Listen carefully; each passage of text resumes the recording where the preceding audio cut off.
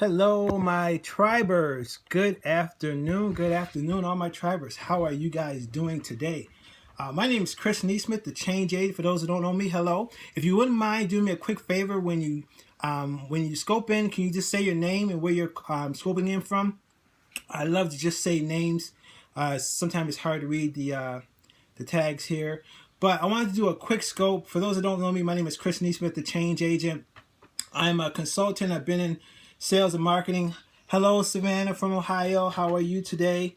I've been in direct sales network marketing for 15 years. I've been a consultant in the industry of sales and marketing for 20 years. Hello from Kentucky.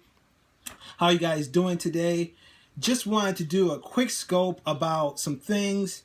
That's awesome. Great. About something, some information that's hitting the news right now, I guess over the past 24 hours, and some things that we can do ourselves in business, not just in direct sales network marketing, that can really kind of help. We want to kind of police ourselves. There's some things I've seen in the industry which I don't always agree with, but every company to each its own. So just want to share this for those that are following. There's been some information in the news recently that network marketing company Vemma has been shut down by the FTC. I believe some more information is coming in specifically if that is official, but from what I'm hearing, it is official. But there's some things that we can do in the industry to kind of help police that. Not saying it's going to completely prohibit that from happening, but there's some behaviors of people in the industry that kind of gets us in trouble. And I say us as a whole, by being a part of the industry for 15 years, I've seen a little bit. I've trained with some leaders that know a little bit, and I've been on stage and trained for a little bit. So I want to just share with you guys some things that we can do together collectively so the network marketing industry can continue to flourish and grow no matter what company you're with. And I'm going to tell a quick story. I haven't shared this with a lot of people, but I want to share with you guys today that I actually understand exactly what they're going through. Hello, Destiny. How are you today? And I think there's some things that we can do as a whole to really uplift our industry and prevent a lot of this from happening in the future, just on our end. I know companies, and this is something that if you're new to network marketing and direct sales, this happens all the time. Yep, Vemma is still shut down. It is official. Okay, so this happens all the time. There's 300 companies open their doors every day, and there's 200 closes every day. This happens all the time in the industry, and we really don't hear much about it unless the FTC comes in and gets involved, or they're a company that has some momentum over the past several years and may have broken the $100 million mark or $200 million mark. That's when you kind of get on the radar and things start to happen. And I believe it was Vemma about a few months ago, there's a news article about them, and they were kind of in that light. Once the FTC or any of the government regulatory organizations start keeping an eye on you, you really got to watch what you're doing. And this is some things that we can do as network marketing professionals in the industry just to kind of prohibit a lot of that from happening. Number one is income claims. You never want to, when you're doing a network marketing presentation, you never want to shout income claims of what what you're making, or you can you kind of reference some a certain dollar amount where certain leaders in the organization is making, but you never want to put yourself in that situation because you don't know who you're sitting down with. You don't know who's in the audience, and they're taking notes and where that information can go to. And the way we like to talk about it is your company. You want to look at your company as that goose that's laying the golden eggs, and you want to protect that goose. And you don't want other reps in your company to, put your company in a situation where that goose can be killed. Because this is people's livelihood. This is people's income. And I always, even being in direct sales for 15 years now, I never put all my eggs in one basket. Even with the current company I'm with, I would never do that. I've been around long enough to see that that's not a good idea. And the leaders in the industry, they understand that. And people who are new to the industry, if I can give you a little bit of advice, I'm sure you love your company and you're pursuing your company and you're building your company and that's great, and the excitement is there, the energy is there, you're motivated, and there's nothing that your company can do wrong in your eyes. And I understand that. I've been in that situation. So, but you want to make sure you understand the industry itself, not just your company. Because I can tell you my story. When I was introduced in the industry about 15 years ago, I was new to the industry. I never heard of network marketing. I never heard of multi-level marketing. I never even heard of Amway. It was totally new to me, the whole concept. And I never forget, I was sitting at a home party and a gentleman was writing some information on a chalkboard. And at the end of the home party, everyone got up and they went into the kitchen for refreshments. And I was still sitting there staring at that board. And I said, I never learned this in college. This was totally foreign to me. And I said, this can't be real. Is this legal? Why come I never heard of this? I followed business for years, even after I graduated with my degree. And I said, I never even heard of this industry. Can this be real? And I jumped on board. And I was with that company for 4 years. I made, had some significant success, built a huge organization, me and my partner. And as I started learning more about the industry, I took a step back and I kind of really evaluated the company I was with. And there were some challenges. That company's still around today, and they're thriving, they're growing, they're rocking right now today.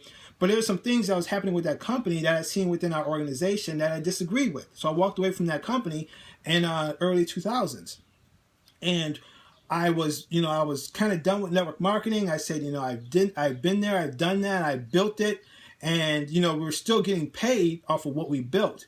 But I just want to move forward with building that company. And I never forget one of my mentors in the industry who was actually involved in a competing network marketing company. He never tried to recruit me. He never, tried to talk bad about my company. He just uplifted the industry. And when he walked away from his company later that same year, he approached me and said, hey, listen, you want to take a look at maybe partnering up together with this new company that's on the horizon? And I haven't shared this story with a lot of people. I'm going to share it with you guys. Because most people think, Chris, you've been in 2 network marketing companies in the past 15 years. Actually, it's been 3.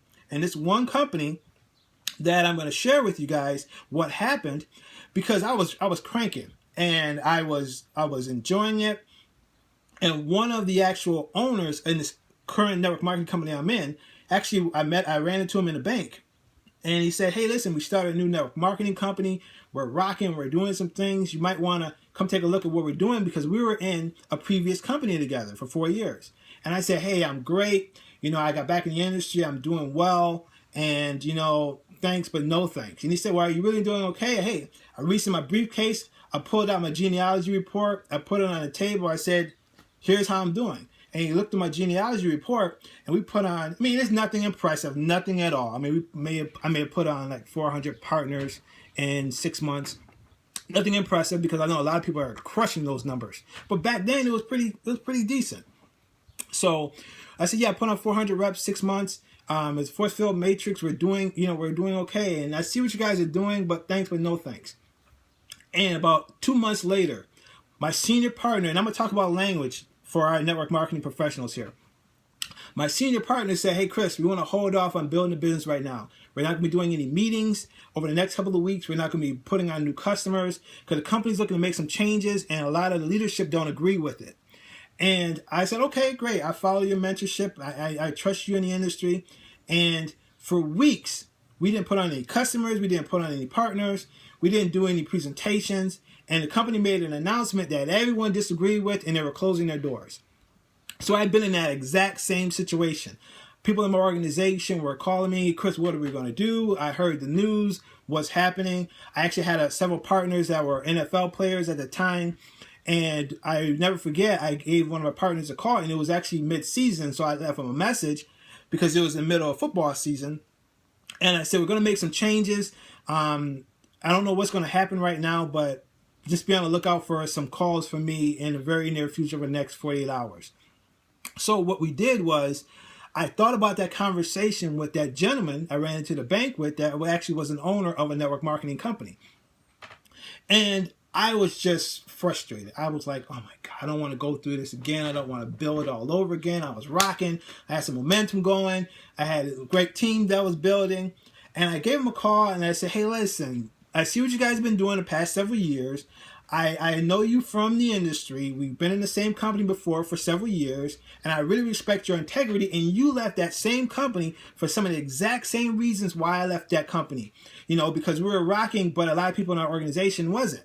And it's one thing that, if you don't have integrity, I'm not calling people out that don't have integrity, but some people are comfortable with making a ton of money and people in our organization not. I know everyone has their own opportunity, but you want to make sure there's an even playing field for everyone. If you're a great recruiter, you want to make sure there's an opportunity there. If you're great at getting customers, you want to make sure there's an opportunity there. And if you're good at both, there's an opportunity there. But when one particular direction is heavier than the other, where there's a lot of emphasis on recruiting and very few on customers, a lot on customers and very few on recruiting, you want to have that equal balance, because you want to make sure everyone have an equal opportunity to build their business. For those that are just checking in, if you wouldn't mind just putting your name, I'd love to see where your name and where you're checking in from. So what happened was, I gave him a call and I said, hey, listen, is that opportunity is still there? I'd love to meet with you guys about what you're doing, because there's been some changes significant in our company, and look like we're going to be making a change here. Hey, Damon from Detroit. Hi, Jeffrey from New Jersey. So what we did was, I called him a leadership and we went to a meeting. Hey, Justice in Atlanta. I went to a meeting and I sat down with one of the owners, and he said, hey, Chris, listen, I seen what you've done with this new company you're with. We've been in the same company for several years. We've been rocking with that company. And, if you're really looking, there's a home here for you in your organization. And I really respect his integrity, especially he left that company, the same company that I left, for the exact same reasons. Our organization was doing well, but we were doing well, but a lot of people in our organization wasn't. And we got tired of hearing that they're not making money. And when you're at the top of an organization, of course you're making money in most cases, but it's all about your leadership and what's happening with the people in your organization. So when I joined that company, that's been several years, actually going on about 8 years now. Actually been working with that company, sideline, not actually working with it as a distributor. And what I've done, and I said, listen, so as long as there's a home from our organization and there's really a truly opportunity here, after looking at the compensation plan, we decided to make a move. So there's some little things that, actually my video is going to be cut short. I think my son's walking in now. He's going to kind of interrupt and kind of give his 2 cents in. That's from a 4-year-old. But what's happening, that what I see in the industry, that things that we can do to kind of help prevent a lot of these challenges from happening in our companies, is number one, income claims. Be careful about what you're talking about when you're in front of the room, whether you're doing a one-on-one, a two-on-one, a live presentation. Just be very conscious of what you're saying. Number two, posting information on social media. There's people posting copies of checks and blown up checks and saying, hey, I made $10,000 in 2 days and here's my check. You don't want to do that, folks, because that can get in the wrong person's hands and that can kill that goose. And you definitely don't want that to happen, because that's the opportunities for everyone within that company. You got to just think about, if you're in a company and there's 200,000 reps, 400,000 reps, 1 million reps, think about everyone in that company, not just your paycheck. So that's something you want to be mindful about when you're posting information on social media. Be very, very careful. I see this happening all the time. And, about the health claims, if you're in a health and wellness company, it's great to post pictures. If you use the product and you've seen results, that's awesome to post pictures. But saying, my product cures cancer or cures diabetes or cure this or cure that, you don't want to do that, folks. Because the lawsuits are going to start flying, and then when it gets picked up and when you're on, the government's radar, that information get picked up very quickly, and all of a sudden that goose that's laying the golden eggs for you and your family has now been shut down. So just some things we can do to kind of police ourselves. I love the industry. I'm an ambassador of the industry. I'm an ambassador of free enterprise for the past 15 years. I love it. I'm not going anywhere. I'll be in direct sales until my last day. I really have a passion for this industry, and I love all the companies out there, even if you're not operating professionally. But that's why we got to police ourselves. And if you see something's happening, pull someone aside and say, hey, listen, you know what? As a leader in the industry, just be careful when you're posting that. Thanks a lot, Damon. As a leader in the industry, be careful about posting that. You're in a competing company, and I want to make sure you thrive, because there's really no such thing as competing company. It's all about cooperation. We can learn from each other. We can grow from each other. We can become ambassadors together and really uplift this industry.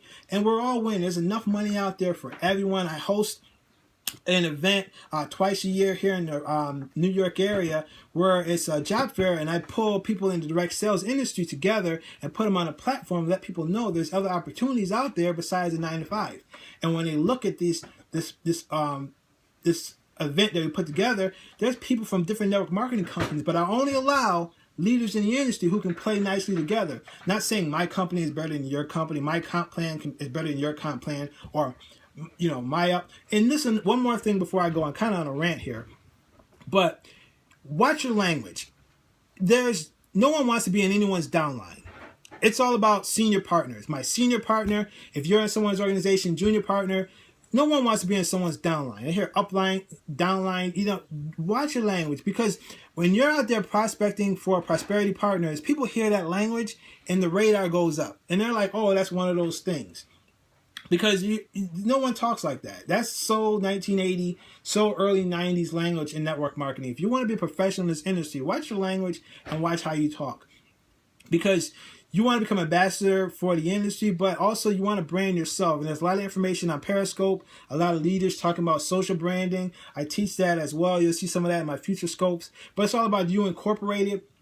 A lot of the information you'll see about me, most people don't even know what company I'm involved in. I've been with that company for years because I promote me incorporated. I promote what I do. I promote my vision and how I can help others and how I can become a connector in this industry and help people change lives in a positive way. And if you want more information, then on the back end, I'll let you know what companies that I work with to help provide that solution. But I'm not out there just promoting a company, because at the end of the day, and this is one tip if you're taking notes, extremely important, people don't follow products. They don't follow companies. They don't follow pay plans. People follow people with integrity. So they're following you. So no matter what your product is, no matter what your compensation looks like, no matter how, what you guys pay, 2%, 3%, 4% over that, it doesn't matter. People follow people with leadership ability.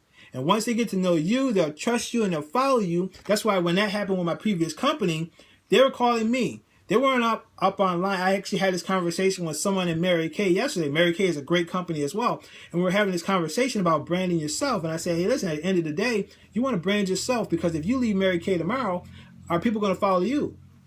If something happens to Mary Kay tomorrow, they're not going to call or go looking online for another company. They're going to call you. And the same thing like right now, people are promoting online. There are some vultures that's going to come out when this happens. But majority of the time, the leadership in these companies have already looked at other companies and already identified where they're going to move their organizations to, because they're following leaders. And they're going to follow a leader, and that leader happened to be with a particular company. And if you haven't become a leader, then no one's going to follow you. So here's a question you want to ask yourself. And when I talk about policing yourself, think about this for a moment. And I apologize, I'm a little under the weather, but think about this for a moment. If I was a host an investigation against you, I'm investigating you.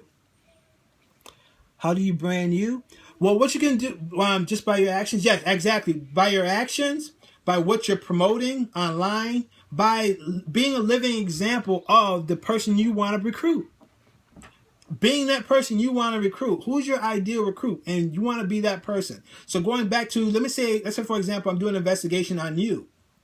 And I'm investigating you, and here's what you're being charged with. You're being charged with personal growth and development. And I got a huge case I'm building against you. If I were to raid your home right now, would I find enough evidence to convict you on personal growth and development? If I were to check your vehicle, your car, your truck, if I was to go through your car, your truck, go through your home office, go through your corporate office, will I find enough evidence to convict you on personal growth and development? Will I find books, tapes, CDs, notes on the industry, on leadership, on entrepreneurship? Will I find enough information to convict you? Will I have enough information to build a strong case against you on personal growth and development? And for a lot of people, that case will get thrown out. They say, oh, I'll walk away scot-free. Because you won't find any books on personal growth and development. You won't find any information, no CDs, no MP3s, no nothing on growing and development myself. You won't find any information like that on that, for me. So I'll walk away scot-free. But you want to be a leader in this industry. You want to be a leader in sales and marketing. You want to be a leader in entrepreneurship. If they can't find that information, are you really becoming a leader? I did a scope a couple of days ago about, feeding your mind with rich mental protein. What are you feeding your subconscious? What information is being distributed through yourself? And how can you regurgitate that information when you're in front of the room training and mentoring others? That's what you want to think about. So you want to make sure that if I were to host, to build a case against you on personal growth and development, you can say, you know what, Chris, I'm going away for a very, very, very long time. Because when you go through my office, when you go through the books and the CDs and the tapes and stuff I have on personal growth and development, man, listen, there's no chance, and you know what, that I'm gonna get off scot-free. That's what you want to happen. Because that's exactly what happened if you hosted an investigation against me right now. Because the books and the CDs and the tapes and the information, I would be going away for a very, very long time, and I would be convicted as, as a person who studies and focuses on personal growth and development. So just want to share that with you guys. Want to make sure we're policing ourselves. There's going to be a lot of information coming out on this over the next 24, 48 hours. It happens in the industry all the time. It's just when the FTC is involved, it becomes, out there and in the limelight. But companies open their doors and shut their doors every single day.